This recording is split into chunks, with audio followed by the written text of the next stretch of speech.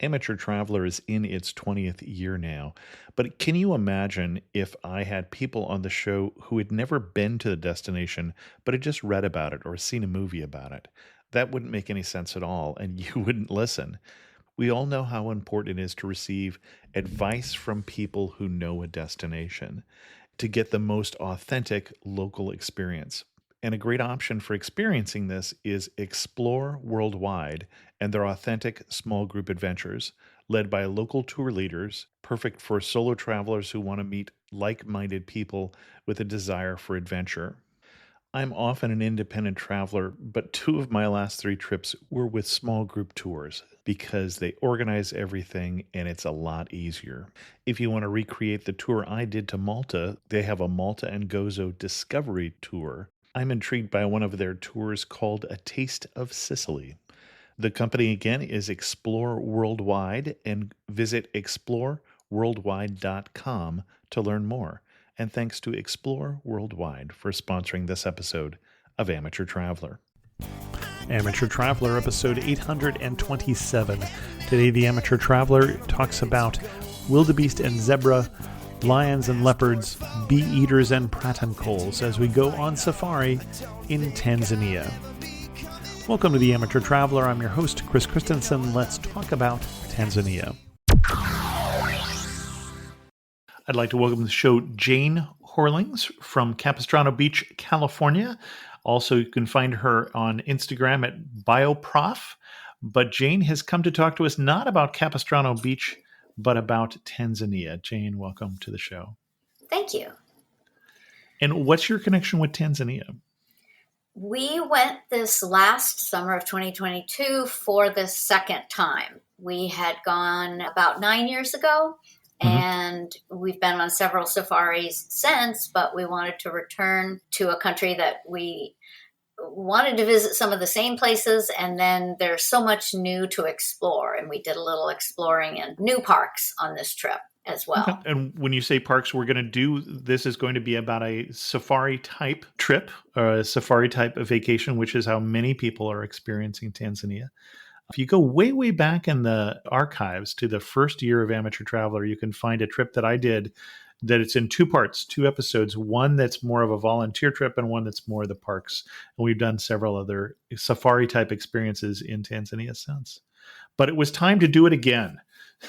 Absolutely. And this wasn't a COVID postponed trip. It was after the worst of COVID passed and people were traveling a lot more, we want to get back at it. And we wanted specifically to see the wildebeest migration again in the Serengeti. And I think that starts to answer the question of why should someone go to Tanzania? Oh my, it's the animals. I'm a biology professor, retired now. So for me, vacations are often about the wildlife and the scenery. And this never disappoints. There's animals big and small that you see all of the day when you're out on safari. When you talk about the wildebeest migration, you were there for what we call the Great Migration, which happens a couple times a year. And I don't remember exactly what times a year it happens. When was your trip? We were there in August, and they were migrating generally north. But what happens is you have this huge population of wildebeest, along with some zebras, and as is correctly pronounced, what we call zebras. And the two species intermingle, and they move generally north, and then at the other time of year, they move to the south. But what happens is that you have these huge herds, they're milling around, and then one or two of them gets the wild idea to go back across the river, which, by the way, has crocodiles in it. And they're basically cows in a different body, but so they all follow the other way, and then they graze over there for a day, and then again, one or two gets this wild idea to go back across the river. And so it's this back and forth that you see over a 2-month time. So you're never going to miss it if you're there in that season. It's not like it happened yesterday and you've missed it. It goes on all day for quite a while. And so you see these crossings at different points, which the guides know these specific points where they tend to cross, and they radio each other so that you can make a mad dash to a certain point to see them crossing. So you're saying it's not a sprint. They're not racing from Tanzania up into Kenya or whatever, but migrating their way slowly as they graze. Absolutely. And there's a lot of back and forth, which to me seems pointless because there's crocodiles in the river. It would seem to me once you get across. Seems like a bad idea, you should just stay across, but it's just not what happens. And I honestly don't exactly know why. Yeah, that is my relationship to crocodiles, is to avoid them as much as possible. But, absolutely. I love seeing them huge. from a distance. Yep. Now, you did 3 parks on this trip. So when we talk about your itinerary, we're going to be park-centric. And you did which 3, and I say parks. So assuming they were parks, but that isn't always the case in Tanzania. There are also private conservation areas, and I don't know which you went to. These were national parks. So first we were in the Serengeti, and we chose to stay there a little. Often you stay 3 days at a camp, and we stayed 4 just to see more. And then we flew. It is, of course, more expensive, but more expeditious with your time if you can fly from camp to camp. So we then flew to the Ruaha, which was very different. And we went to 2 camps there and drove between the 2. And then we flew to the last camp, which the old name for it is Selous, Selous, which is the name of a big game hunter from there. And so the name has been changed officially now to Nyerere, which is, I think, the name of the first president of the country. So they're taking the name away from a hunter. So one of the things that you see different is the parks are different in their environment. And also in the Serengeti, there has not been hunting for a long time, decades and decades. Right. So except for the elephants, none of the animals remembers that we humans could bear guns to kill them. So in the Serengeti, you have much less fear in the animals of humans who approach in vehicles. In both the Ruaha and the Nyerere parks, there is hunting. In the Selous, there's still hunting in the south, which of course a lot of us have opinions about, but you cannot get that close to the animals. We were probably 3, 4, 5 times distant to the animals there. And the same in the Selous. But yet, there's 1/100th of the people in the Ruaha compared to the Serengeti, which is really overcrowded right now. And so being in a very desolate area and having to work harder to see the animals, to me, really has its benefits. Okay. Let's start at the beginning. Let's start in Serengeti. So you flew in, I assume, to Arusha, to Kilimanjaro Airport? Yes. And that's the hub for the park. It's also, interestingly, where most of the guides get their education. Arusha has the guide training, I guess you'd call them colleges. You find guides in that country that are so well trained, and they spend their break time poring over the nature books, the bird books. They really know their stuff, which is important for people like me who really want to see the odd birds, not just see the big mammals. It's wonderful to have such well-trained guides, and guides who really have a passion for the animals. We're going to get into the birds later because I do want to get into that with you. But you headed off then to Serengeti, so you drove there, I'm assuming, from Arusha. We flew from you flew Arusha. From Arusha. Okay, got it. We flew from Arusha. You were definitely saving your time. Yes, and then you get picked up at the airport, and you generally go on a wildlife game drive on your way to your camp, which may be an hour away. The roads you have to go slow, and plus you want to see things as you get there. And so the next day, the first full day, you're at it. You get up early, meaning like 6 o'clock. I am a small person. I bundle up. I wear layers upon layers because you're in often an open vehicle and it is It is chilly in the surprisingly morning. cold. Yep. It may be in the 40s and 50s. So I bundle up, and as the day goes on, you just shed your jacket, your sweatshirts, and it does get warm as the sun comes up. And we tended to go out in the morning and then take our breakfast with us. You can have a cup of coffee over the fire before you leave, but we like to get going and see as much as we can. So we often eat breakfast out in the bush, spread out on the front of the truck, which is fun. And of course, you only have breakfast and get out of the vehicle when you look around and you only see herbivores. If you see lots and lots of antelope, that means that there isn't lion prowling in the edges of the area. And preferably when you can see a distance. You don't park under a big tree with a leopard into it. And then oh my gosh, and the guides will always, if you need to check the tires, as they sometimes say, or water the flowers, as others say, they'll stop by a big tree or a huge termite mound, and the guides will always go check behind it before you go behind it. Right. Then after a good long morning of game viewing, you'll come back and have lunch, and then maybe take a nap, read a book, wander around camp. You can't certainly wander far. You can't just go take a stroll because, of course, you're surrounded by wildlife and things that could potentially eat you. When you're in the vehicle, you apparently don't look like food, which they tell you. And when you're on your first safari, you hope they are telling you the truth. But it seems to be the case. It's a very interesting feeling. We were at a kill on another safari in a different country, and we were with our good friends, and it was their first safari. And as these lions are tearing apart a Cape buffalo and going for the soft underside, my friend leaned over and whispered to me, "Why don't they just come and eat us?" And I said, they just don't. We're in a vehicle. We are not seen as something to snack on. We're not recognizable to them as food.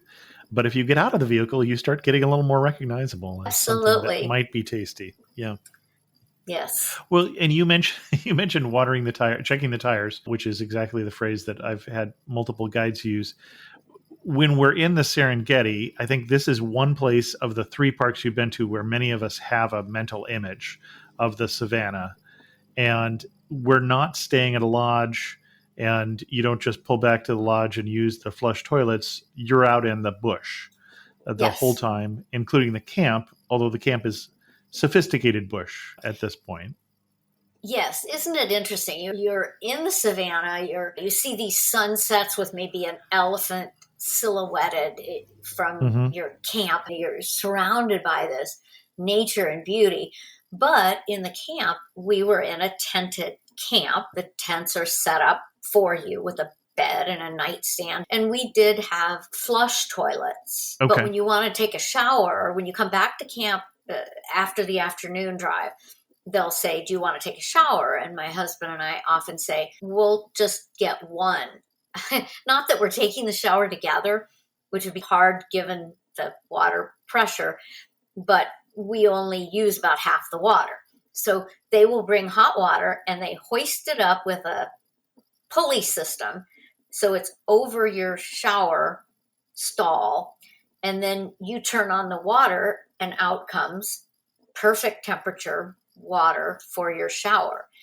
But wanting to save water out where you are, you'll wet yourself, turn the shower off, shower yourself up, wash your hair, whatever, turn the water back on. So it's a bucket shower, but it really doesn't feel that different from home if you were really conserving water. It comes out with decent pressure, and you can get more water if you want. But some of these camps are mobile, meaning they move with the wildebeest. So they go up north of the river, then they go south.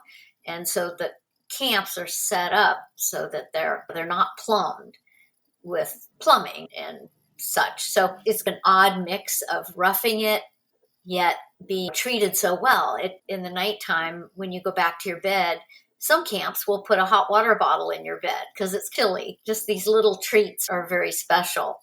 But in many ways, you are roughing it and getting dirty and not really caring. It's a neat thing. Adult glamping, so to speak. And excellent. And in the Serengeti, you're seeing wildebeests and zebras, sorry. And what other animals are we seeing? And then we'll get to the birds. Oh my gosh. We really saw it all except for rhinos, if you were keeping track of the ones that people want to see. We did not see rhinos on this trip, nor did I really mind. I love seeing it all. We did see leopards, which aren't as common in the Serengeti, and we had some really neat sightings of leopards. We saw a fair number of cheetahs. And when I say fair number, like twice or maybe 3 times in those 3 days. Lots of birds. We had a neat sighting of elephants on our last day where they took our vehicle with our guide and just my husband and I, and the elephants walked up towards us, keeping an eye on us. The matriarchs were definitely giving us the once-over. Sure. And then some of the elephants went right in front of the Jeep, some went right behind. And then they just slowly walked off. And the sound you hear, besides just them rustling through the grass, is with their trunk, they grab a hunk of grass, rip it, and stuff it in their mouth. That's how they move. They just swipe the grass, rip it, stuff it in their mouth. So you hear this sound of ripping and chewing, and just they're moving through grass. They're surprisingly quiet. Yeah. It was just such a magic moment to be so close to these animals and out in the wild. Let's see, what else did we see? Yeah, I understand why the farmers aren't such big elephant fans, because you see the landscape with the twisted trees and broken things down, and a herd of elephants can make an impact on a landscape. But they're such magnificent animals. And when you get to sit 10 feet away from one, it's a pretty amazing experience. Absolutely. And we saw giraffes, we saw vultures, we saw crocodiles, we saw some large birds, not quite as large as an ostrich, called bustards. We did see lions. In fact, a lion came so close to our vehicle, and it was on the side of my husband. I stood up to take a picture of it, and it came to the back of our vehicle. And you know how cats rub on something to mark with the corner of their mouth? Lion did that on the back of our vehicle. And I stood up to take a picture of it, and our guide just hissed at me, "Sit down." Because by standing up, I become not part of this Jeep sort of thing. I might appear to be a tasty morsel of some sort, but it just walked right along the vehicle. It was crazy how close we were to it. If you had no sense, you would reach out and ruffle its mane. Obviously, you do not do that. Yeah, and a few tourists do that every year, or try to do that, and we don't want to talk about how that ends, but not well. I know. We did get a picture of it from people in another Jeep. They took a picture facing us, so you can see this lion, and my husband sitting with his hands in his lap, looking over his shoulder at this lion who was 8 inches from his thigh. A crazy experience. It shows how the animals just view us as like this noisy thing in their environment, that they just ignore us. And quite honestly, sometimes they come near the vehicles just for shade. When we were in Ngorongoro Crater in Tanzania, we came across a vehicle. It's a relatively smaller space than Serengeti, and a lot of the vehicles are in one area because they know that's where the lions will be. And we came across this vehicle that a lion was taking a nap with its paws holding the tire of the vehicle. And the people in the vehicle are, "We've been here for 45 minutes. We really need to go. I really need to go pee." But we have to wait for this lion to finish the nap, because basically the lion has the right of way. So you bet. You At bet. some point, they'll probably start the engine and see if they can discourage the lion, but generally they were going to wait it out. Yes. We saw baboons. We saw some of these darling little bitty antelopes, like the Teak dick. teak. And we saw geckos. We saw these ants that I'll probably butcher the name. They call them belly ants. Okay. They're like warrior ants. We were in the vehicle and I took a picture from up above. I wasn't going to put my foot on the ground near these things. They were named after a warrior tribe from Namibia. Okay. And these ants, they were frightening from standing above them in the Jeep. From big to small, you see so much and so many interesting types of wildlife. It's an experience that just can't be beat. And you mentioned birds and being not necessarily, I don't know if you'd consider yourself a birder or not, but a biology professor, you have a soft spot for birds as well as mammals. Oh, absolutely. I keep a live list for what that's worth. Okay. I think And I that did, officially puts you in the birder camp then at that yeah, point, once you have the list. I just don't have a camera with a 2.5 foot lens. There we go. Okay. But I do keep a list of how many I saw, and I think it was Mhm. around 160 different kinds of birds on this trip. Now, the guides go out of their way to point things out to me because they know that I love to see the birds, and they knew that I was counting. So, but there's so many fascinating little tiny birds and big birds, seeing the vultures and how Mhm. they behave. Um, a friend of mine had told me before my first safari, she'd been on a couple. She said, "You'll never be bored if you're interested in birds Mm. because Mhm. there's always birds to be seen. Right. Even if you're just surrounded by antelope and nothing's happening, there'll always be birds around to take a look at." Any new favorites after your trip? When we were in the Ruaha, there was this cheeky little bird that kind of reminded me of the meadowlark from the Mhm. Midwest. And it looked a little different, but the body was the same. And it had this way of getting irritated with you when you were close to where its nest was. And it would fly up in the air and flutter down and scream at you. And its name was the Pratten Cole. I'd never heard of it. It's certainly not a kind of bird you find in North America, Mhm. but it was very common in the Ruaha, in the drier area that we went to. And it was just everywhere, and it was just the prettiest little new bird that we saw. Excellent. I do want to on to Raha. Anything else we should talk about in terms of the Serengeti experience before we leave that well-known park? I More will more people. say there were so many more people compared to 9 years ago. And I know Mhm. if you went to Rome or Paris, you'd be inundated with tourists also. Mhm. But it brought out some bad behaviors by drivers and guests. People were going past the do not cross here signs and Mhm. driving all the way down to the river's edge, which is against the rules. People were cutting people off because our guide was not behaving that way. We ended up far back from the action. There were just a lot of people. We were actually very relieved to go to the Ruaha because there it was just the opposite. It was so isolated and it's wide open spaces and almost no one in it. So that was nice. Ah, bon chien. Bonjour, je suis Theo, a tour leader with Explore. And this is Punti. He's helping us find truffles under the trees next to this beautiful vineyard. Maybe for tomorrow's cooking class? Oui, col semi-heure. Parfait. Semi-o'clock. Not everyone gets to enjoy a Bordeaux sunset this way, but you will if you explore. No, Punti. Search exploreworldwide.com and don't just travel. Explore. Now you talk about the Ruaha as wide open spaces, and I think of the Serengeti as wide open spaces. So the Ruaha is similar but drier? Similar and drier. And Okay. like I said, there's less animals. You really have to look, and you also have to accept that you're not going to have that 2 foot away experience with the wildlife, except that little Pratten Cole that won't leave you alone, that little bird. But we liked it. It felt more of a real experience The camp was very small. The first camp we stayed in, Quihala. And when you say very small?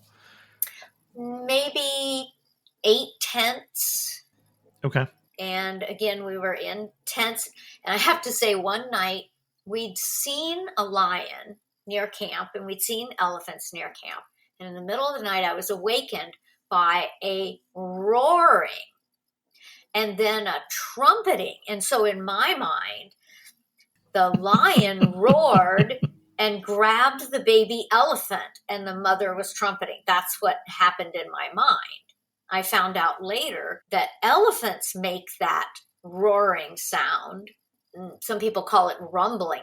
It was so loud, but they make both sounds. So the elephant was bothered by something in the middle of the night, but nothing got killed. And they make this low, loud sound. And as I recall reading years ago, that low frequency sound carries like over miles. So it's very interesting. Mm-hmm. So in terms of the two experiences, less people, fewer animals. Now, of course, you were also timing your trip to Serengeti when the Great Migration was there. I don't know if you had timed it differently, if you'd seen more animals in the other park, or if they get down that far. I'm just not... No wildebeest where I take that back. There's a different species of wildebeest that doesn't migrate, that just lives where it lives. Okay. I forget the name, but it was found in the Ruwa. And so we were in 2 camps. The first camp was wonderful and we saw lots of things. It had a river running through it, but at the time we were there, it was the dry season. And so the river was dry. And I might mention, birders often go to Africa during the wet season because that's when you see more birds. But people who go on safari tend to go during the dry season because you can see all the animals more easily. The grass is dead, brown. Yeah, the other thing with the wet season, I've been in, if you go back and listen to the episode I did on Botswana, I was there when the dry season turned into the wet season, right? We were there for the first rain of the season and saw 100 elephants stampede by our camp. Stampede is a little strong, but they were running by our camp, running in the directions of the rain because they were so happy to see the rain. But also what happens then is all the bugs come out, all the termites. This is the season that they then mate, when the rains come and dissolve the outer layer of the termite mounds. And so the flying ants and the termites and such come out. And the reason why the birds are there in the rainy season is there's more to eat. But the disadvantage of that is when you come out in the morning, if you turn on your light in your back of your tent, because we were mobile camping, then you're attracting all the bugs. And so that part was not quite as interesting. Wow. But yeah, you're getting a lot of birds. The birds literally fly down from Europe because there's so many bugs that it's a feast. So it's worth going for. Yes, you really do have to, when you're picking a trip, look at when you are able to travel and what countries, what season you're going to hit. Obviously, to spend this amount of money, you want to go in a season that's optimal for what you want to see. Right. So I might mention in the second camp that we were in the Ruaha, the Usango camp, it had just opened. We have booked all 4 of our safaris through a company called ATR, which is Africa Travel Resource. Mm-hmm. And the guy who helps me plan the trips, he had been to this camp like the month it opened. And we were there like the second month it was open. It wasn't full to capacity when we were there. In fact, the first night, we were the only people there. We were definitely treated like royalty. But the really cool thing about this camp is they take a different slant on the safari experience. First, they have some of those newer tents in which one curved wall is all screen. And your eye, when you look through it, your eye focuses past the screen and it's almost like you're in the wide open. It's really beautiful. So instead of having all around you except maybe one panel where you look out on your little outside section, these newer tents are really amazing. They're very beautiful to be in. But this camp also had a small research station there with a researcher who studies predators. Mm-hmm. On the vehicle, the first day we got there, we took 2 camera traps and set them up. And a camera trap, you set it up near a dirt road. At least that's where we did it. You could maybe have it near a lake or a river or wherever you think animals will be. And where we were, the animals make use of the dirt road because it's easier to walk on than making your way through a scrub forest. So we set up these camera traps, and what they do is they're motion activated. So when something walks by, it takes pictures. And so at the end of your stay, you go pick up your camera trap, take out the SIM card, put it in the computer, and you can see pictures of the animals that walk by in the night. So you see a lion walk by, you see a kudu walk by, you see a little mongoose shuffling by, you see a lion with a collar walking by. It's really fascinating. I downloaded the pictures that it took over that 2-day period and kept them. The other thing that this camp did was they had night vision camera that was synced to the iPad, and they had an iPad sitting up facing us in the back seat on the first tier of seats. And so what he saw in the camera, we saw on the iPad. And it was really quite fun. They were learning the technology as we worked with them. My husband had experience in the night vision cameras. He was working with the guy on that. And it was really amazing what you could see without using a spotlight. So you're driving in the dark, and you on the iPad get to see that basically the heat signatures of the animals. And my favorite picture, I took a picture of the iPad, was ahead of us, and we couldn't see it with our naked eye, were 2 ostrich sitting on the road. They like to sit on the road because it's warm at night. And so here in the night vision, we could see these 2 ostriches. Now, you only see where there's heat. So animals are covered with a lot of fur. You might just see parts of their face. With the ostrich, you saw the neck and head because it's not covered with many feathers. And so the heat signatures picked up there. And you say without the spotlight, and that's, of course, the normal thing is you're in the vehicle and your driver is basically playing across the savannah or whatever environment you're in with a great big spotlight, and that's how you're seeing things. And of course, that's a little disturbing for the animals too, but that's the typical experience. And what you're describing is not something I've experienced. That sounds interesting. Oh, it was so amazing. My husband was talking about just getting a night vision camera, like to take on our next safari. We're techie people. I even thought I should get a camera trap for my backyard just to see the opossums and raccoons and the kind of urban wildlife that I see here at the beach. I might mention that when you go on safari, one of the questions you should find out about each park you go to is that parks have different rules. In the Serengeti, you are to be back in camp by sundown. Right. So you can't go out in the dark of night. I like going out at night because I find it fascinating to see what's out at night, right? And you can see those bat-eared foxes running around in pairs. And so we enjoyed the Ruaha because we could go out in the dark as well. I'm pretty sure in the last camp, the Nyerere, we went out at night, not 4 a.m, the evening part of the night. I like seeing that. So you see the day and then you get to see the night. Some camps that we've been in will cover their light with a red film. So it doesn't bother the animals' eyes as much, which I think is a prudent thing for them to do. You mentioned when you go this far and have paid this much money, I want to talk just a little bit about cost, because the cost of a safari, I've done a great variety, some sponsored that would be outside of my price range, where I've done everything from, we did the amateur traveler trip, for instance, was 10 days and I don't know, what was $1,200 or something like that overland, including some park experiences like going to Kruger Park and things like that. And people can't see the Jane going, wow, with her lips here.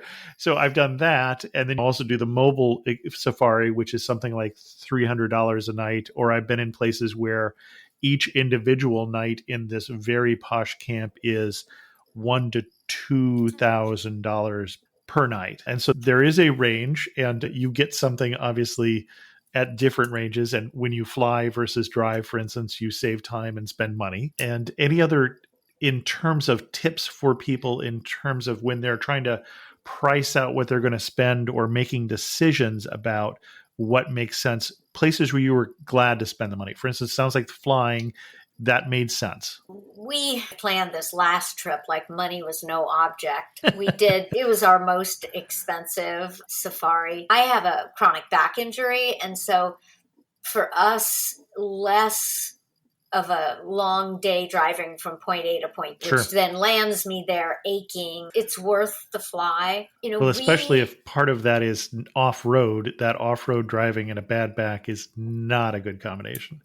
I actually found a very good position to sit in with my feet up on the bar in front of me. And the camps, I have it written in my notes that I have a bad back. So they will put pillows out for me, and I bring my own cushions that work. And we've also found which kinds of vehicles work best. Sometimes I sit in one of the front seats because those are better. I'm kind of like Goldilocks. I just sit here and there until I can find the best possible seat. And the guides know that they try to jar me as little as possible. You can look at camps and the costs are different. Bigger camps tend to be less expensive per person.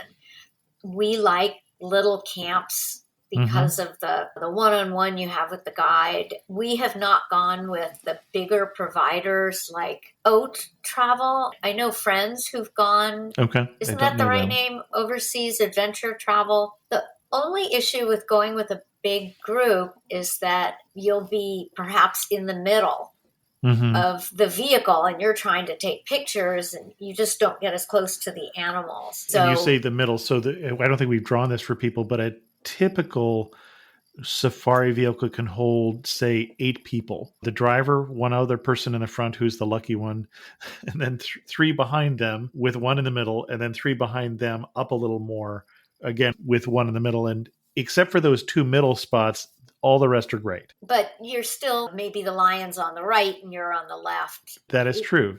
If you only have 3 passengers in the vehicle, then the 2 people in the back can have the whole range of, they can go to the right or they go to the left as need be. Yep. And if you're in a vehicle that's going to drive from, let's say, Arusha to the next park, your vehicle tends to be more of a closed vehicle with like windows that open. And by flying, you're put into these open vehicles. Often no roof. You're totally open. And that tends to depend on country too. Oh, yes. Yeah. But I've been in the closed vehicle where there's a hole in the roof, but you've got solid walls around you in Tanzania, for instance. But in other countries, I've driven distances in these open vehicles, and then you have to remember to bring a bluff. So you've got this circle of fabric around you that you pull up over your nose and mouth to keep the dust out, and you put your hat on with your string that keeps it from blowing off while you're going down the road. Or I think you said you used a tight ball cap, but I still swear by the cap with a string and a brim. It's the kind of thing that if you're looking at a safari, I would start making lists. I would have questions for the providers. What are the vehicles like? What are the tents like? How many tents are in a camp? How many people are in a camp? How many people will be in a vehicle? And all of these. What color I should not pack? Now, you had an interesting change there that I had not heard. Not to wear navy blue or just any blue, because that's the color that the tsetse fly is attracted to. My first camp, there was a big, like 5 feet by 5 feet blue. I thought it was a flag, and it was hanging from this bush. And I said, dumb me, is that your flag? I didn't know what the Tanzanian flag looked like. And he said, no, that flag looking thing had been treated with insecticide and it was blue to attract the tsetse fly to it. And then somehow it killed them. But yeah, we don't go in blue. We generally wear shades of kind of that camouflage green and just sandy colored, because if you wear something that's sand colored, then it doesn't show the dirt. You're going to be wearing something that's sand colored anyway at the end. Right. And I don't wear black either. They say don't wear bright colors. Don't wear a red shirt. Don't wear a red and white flowered shirt. Wear muted colors. Plus, you're going to be going and you have to pack light. You have to generally, in those little planes, you have to put it in soft-sided bags. And so you're going to be wearing the same thing over and over. Wear something that's really bright. People will notice. They saw it yesterday. But this last trip, there is something I have never worried about as much. Well, I only had one heavy pair of pants. And it turned out every morning and every night was cold. And so I didn't let them wash my pants, because what would I wear tomorrow if they were washing my pants? So every night I just shook them out really hard and got the dust off of them and just thought, who cares? And wore them again the next day. You also should look at the country, but some of the countries have a law against wearing camouflage, that only the armed services can wear camouflage. I think that's in the Zambia and Zimbabwe. But before we went, I was obsessed with what to take. I Googled safari packing lists and found some good tips, and then made my own packing list, which now has worked for me for 4 different trips and some other more tropical safari-ish kinds of trips. So, when we still have one more park that you've been to that we haven't talked about yet that I want to get to before we run out of time here. Yes, and that's the old name Selous. It's a huge park. The new name is Nyerere. The only kind of odd thing in this park is that there were a lot of day trippers. People from Zanzibar book a day trip. So they fly over and then get in a vehicle and go on safari all day. And so you see these vehicles coming in mid-morning that don't look like they came from your camp, and that's who they are. I've just never been at a camp where there's a lot of day trippers, because normally you're so isolated. But this park was beautiful. The area we were in up in the north, in the Rojo Ya Selous camp, a combination between wet and dry areas. So you see a little bit of all sorts of animals. We really saw everything there. We had some wonderful encounters with elephants, watched a lion for a while until he just decided to take a nap under a tree, and then we got bored watching him sit. But we had a wonderful time there as well. Anything specifically different about that camp except for besides the day trippers? Just the diversity of habitats, because we came from the Ruaha, which was so dry. I thought we in Southern California were dry, but it's very dry. And it's a thorny scrub that the giraffes eat. It's an interesting environment I'd never been in. Just almost forbidding with these thorn bushes everywhere. And then the Nyerere was much more lush and more animals. Whenever you have that mix of aquatic and terrestrial environments, you get more animals. So it was lovely. It was our last camp. But the camps, everyone there loves to make you happy. It was my birthday that week, and out in the Ruaha, they baked me a birthday cake. And then on the next day, we went to the last camp, and they all sang happy birthday to me. Just all these little wonderful moments that you have while you're on safari, getting to know your guides. We had one guide who was a Maasai, and they are legally allowed to have more than one wife. So we asked him, how do you do that? How does it all work out for you? And he told us very candidly how he came to have 2 wives, which sounded more like a story from here than the wilds of Africa. But it was a wonderful trip. I came home with thousands of pictures. I had a new camera, and so I had loads of fun taking lots of pictures. Just busy every day, got to see so much. When we say busy every day, we drew a little bit of a picture of the day, but what I'm picturing is you get up before dawn. It's cold, as you said. You go out when it's still dark, and then you stay out for at least 3 hours. I think you were staying out for longer than that. Oh, only because I pushed and asked for more time. And then you go back to camp and read your book or have a siesta or whatever, and then go out again late in the afternoon and have your sundowner drink by sunset, and then come back.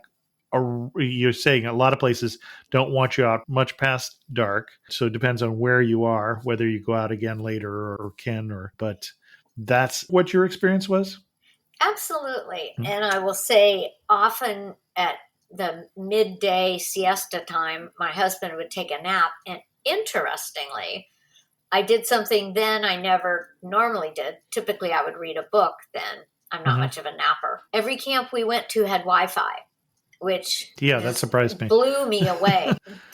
And it cost them a lot of money. And of course it's slow, but it was enough for me to put little picture collages on Facebook once or twice a day and check my emails. But they said that the camps, it was hard. First of all, the camps were closed for a while, but then the Europeans started traveling and travelers within Africa started traveling. So the camps opened a while ago.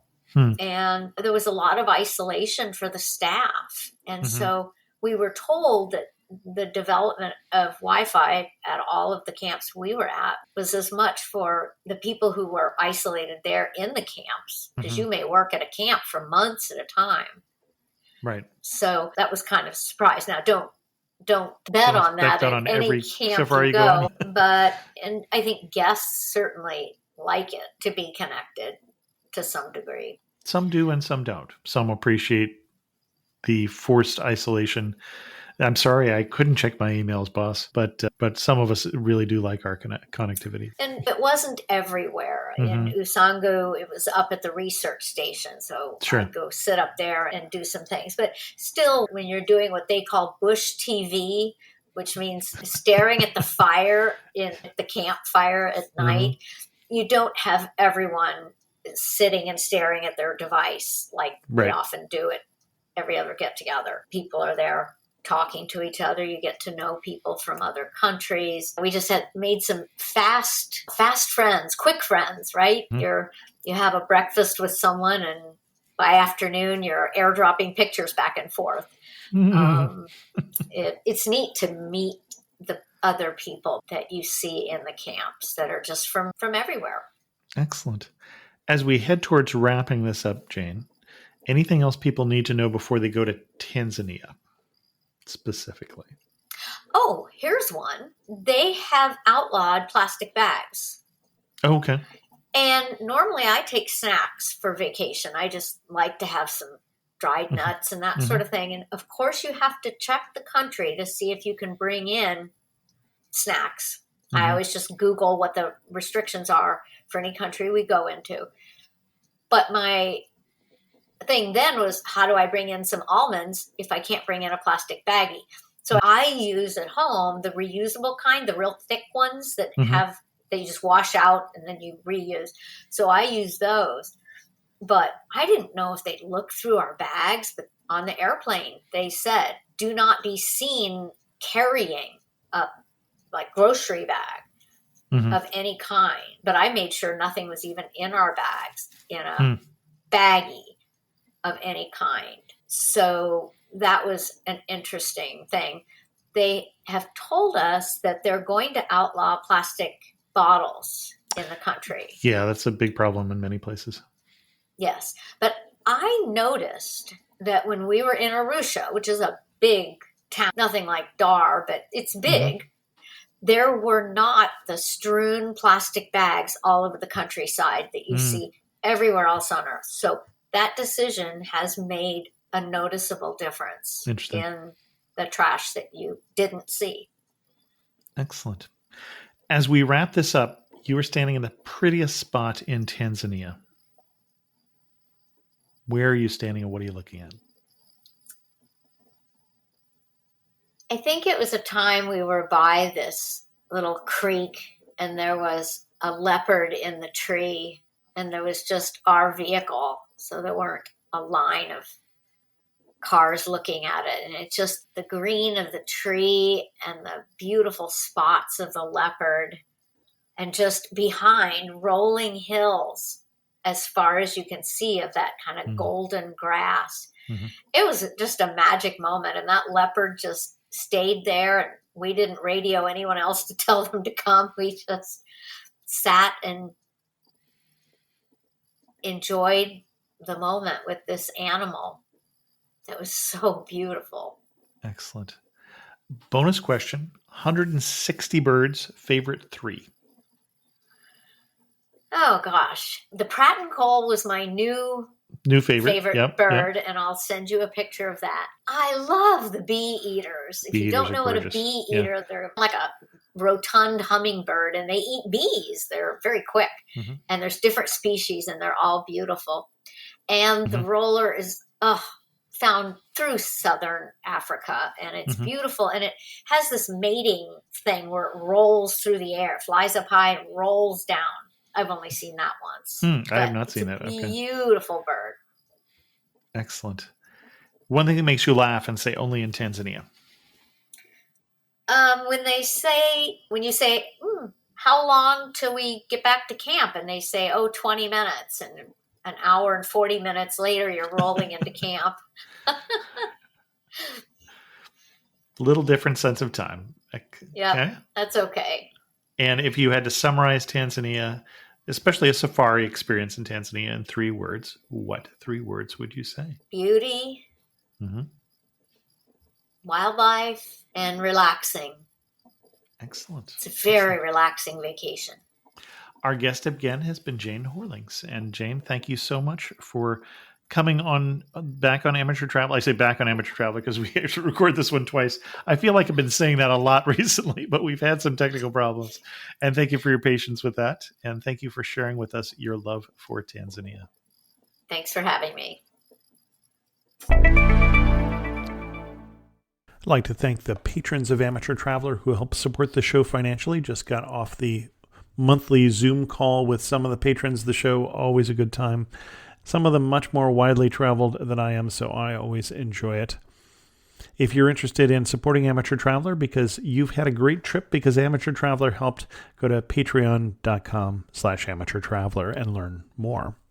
This is an episode, I don't talk about it all the time, but remember every episode of the Amateur Traveler, every new episode, not some of the repeats that come out, have chapters and links in them, so that you can see what it is we're talking about, but you have to be using one of the podcast players that works to show those. So for instance, on the iPhone, I use Downcast, which will show you all of the pictures. This is a great episode to take advantage of that feature to see all the different animals we're talking about, including that close encounter with lions that we heard about. If you don't have that particular version of a podcast player, so you're not seeing the pictures, then I will put that picture of the close encounter of the lion in the show notes also at amateurtraveler.com because I don't want people to miss out on that.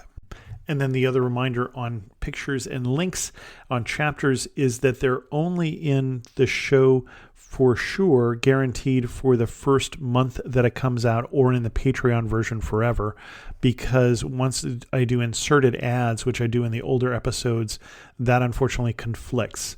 And so just remember to always subscribe and download the episodes when they come out. I am back from a TBEX, a travel blog exchange conference, a travel blogging conference in Thailand. Had a great time. Did pick up COVID in the process. So fortunately a mild case. All those boosters that I got seem to have worked out. And I'm on antivirals right now, which I feel fine with those, although they leave a terrible taste in my mouth. I don't know what that's all about, but I'm on the mend and hopefully we'll continue to crank out these episodes of Amateur Traveler. If you have a story for Amateur Traveler, as Jane did, who is a listener of the show, send me an email to host@amateurtraveler.com and pitch me.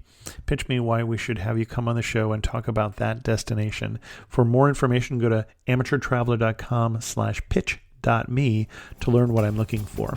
And with that, we're going to end this episode of Amateur Traveler.